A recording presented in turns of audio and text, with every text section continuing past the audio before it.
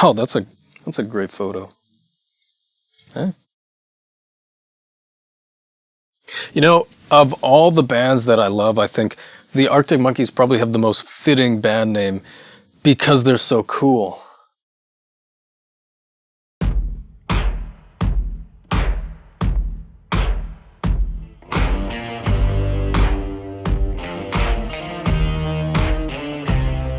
Do the Arctic Monkeys have the weirdest trajectory of any band that you can think of? Yeah, of any contemporary band. You know, it's not often that you have a massive success early on with a particular sound, then struggle to find your footing, then have massive success with a new sound, and then follow that up by ditching that new sound you've had massive success with to do a completely new sound.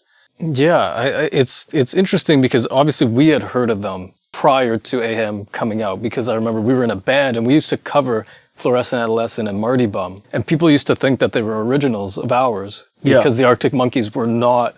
And we said they are. And we said they are, absolutely. We wrote those. Yeah. Did you hear those lyrics? I'm a genius. We had heard of them, but other people hadn't, apparently. Yeah, it seemed like for most of North America, they sort of started with AM. I remember seeing a video of the Arctic Monkeys playing at a festival in Europe, maybe late 2011. And Alex Turner looked like Joey Ramone. Like his hair was covering his eyes, and he's wearing a leather jacket. Yeah. And he was just kind of standing there. I mean, Matt Helders would wear like Adidas sweatpants and like a sweatsuit almost, and they very much so just look like these four blokes from England when they were on stage for the longest time. Trucky bottoms tucked in socks. Right. That's the lyric. You know? Right. No joke. 3 months later, he was Alex Turner, the sort of Elvis impersonator. All of a sudden, he had this swagger. He almost talked and looked like he was drunk all the time, which he probably wasn't. That was like part of the thing. You know, it was part of the way he was playing that character. Rock and roll. That rock and roll, eh? There are two things that really stood out to me when listening back to AM. The first one being just how much space they allowed on the record. There are tons of moments like One for the Road, Arabella, where you're just hearing bass and drums. You're just hearing Nick O'Malley and Matt Helders.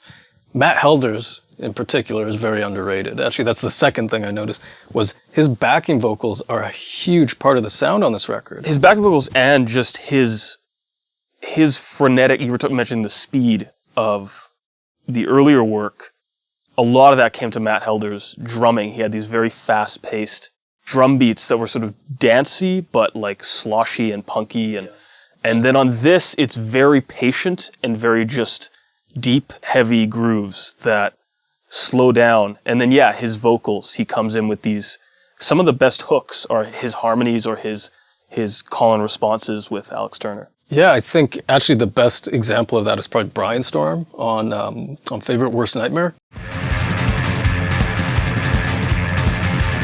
Compare that to what he's doing on a song like Arabella or One for the Road. From the bottom of your heart. You just see that clear maturity. The sound is matured.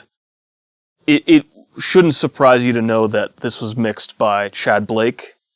You probably don't know who Chad Blake is, but he mixed a lot of the Black Keys stuff. Right. I think they probably looked at the stuff they'd recorded and said, what hole does this kind of fit in? And it's that blues rock sludgy thing that the White Stripes had sort of started in the early aughts, and then the Black Keys carried that torch after that, and then it's almost like it was passed on to the Arctic to Monkeys. AM, to Arctic Monkeys. What's your favorite track on AM? I like Snap Out of It a lot. The chorus is just really good. It's not the kind of chorus I would have expected from the Arctic Monkeys. I wanna grab the shoulders and shake, baby. Snap out of it. I'm going to say my favorite is probably Fireside. I think it's very underrated. Do I Want to Know, Are You Mine? They're sort of like that slower, heavy-hitting rock tracks, or Why'd You Only Call Me When You're High? Mm-hmm. I think those are probably the standouts for a lot of people, but overlooked tracks are like, Fireside or Snap Out of It, Knee Socks, they all have their own sort of feel to them. Even tracks like Number One Party Anthem feels like it was hinting at the direction that Tranquility Base took. Everyone's trying to get it right. Get it right. So everybody's working for the weekend. So then how do you deal with writing an album that is inevitably going to be the one you're remembered for? You know it, your audience knows it, critics know it. You're forced to contend with everybody's expectations for you, right?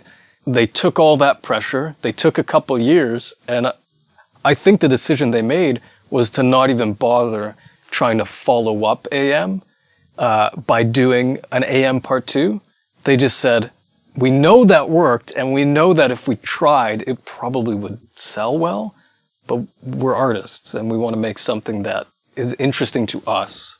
This same year, 2013, Random Access Memories came out, and it's a similar thing. I think Random Access Memories is actually the perfect album to use to sort of juxtapose career choices.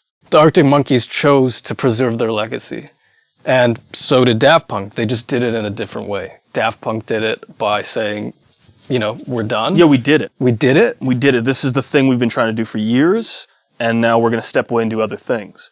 For Arctic Monkeys, it was... You want us to make AM Part 2? We're not going to do that. Yeah. In fact, we're going to make the opposite of AM Part 2.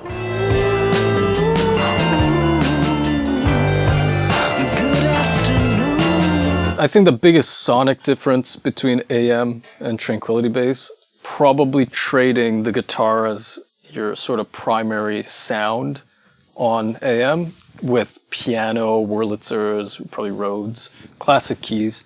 And you definitely feel that in the writing as well. The release of Tranquility Base was also really well handled, I think. They said there are no singles, but they still shot 2 music videos for the songs that are the most conventional. And so what you've done is basically had your cake and eaten it too. You said there aren't singles, but you still get to put out some visual sense of what you're trying to do, but get the point across that we were not intending for 4 stars out of 5 to compete with Do I Want to Know. Mm-hmm. That was never the attempt. It was 4 stars out of 5 was meant to be, and Tranquility Base Hotel and Casino, the song, were meant to be just 2 tracks off of this entire piece that you're meant to listen to from start to finish. Versus something like AM, where you can easily take 1 song out of the bunch, throw it in a playlist, and it works on its own. I don't think there's any tracks on Tranquility Base that you can just pluck out, pop on a playlist, and they really work on it. They work so well as a team of songs, as a grouping of songs, but they don't necessarily work individually as well. And AM is almost the opposite of that. They work so well as individual tracks that as a compilation, it almost feels like you're listening to a greatest hits of a band that's been playing for 10 years, except it's just one album. That's a great point. Favorite track on Tranquility Base?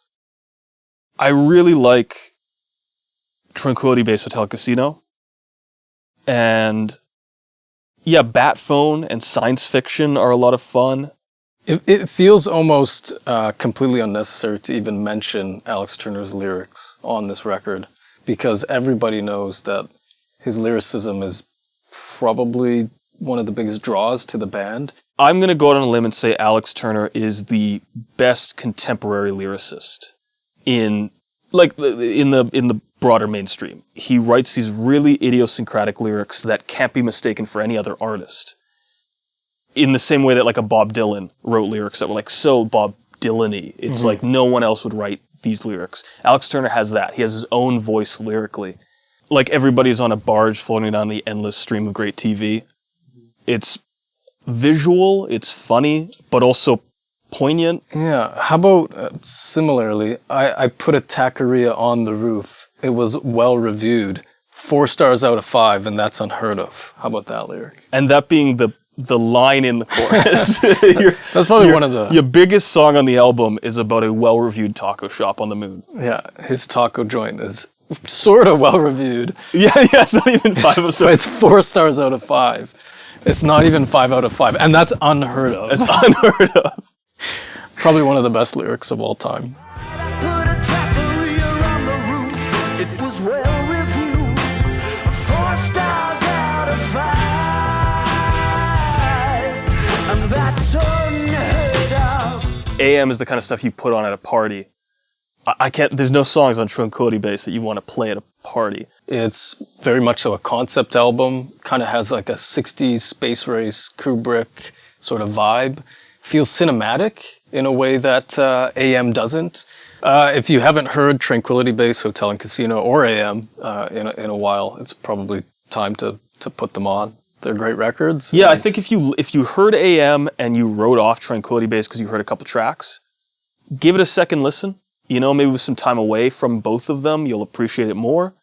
And if you haven't heard AM in a while, I'm sure you heard it when it came out, but give it another listen. We just re-listened to it recently, and man, it is so strong from start to finish.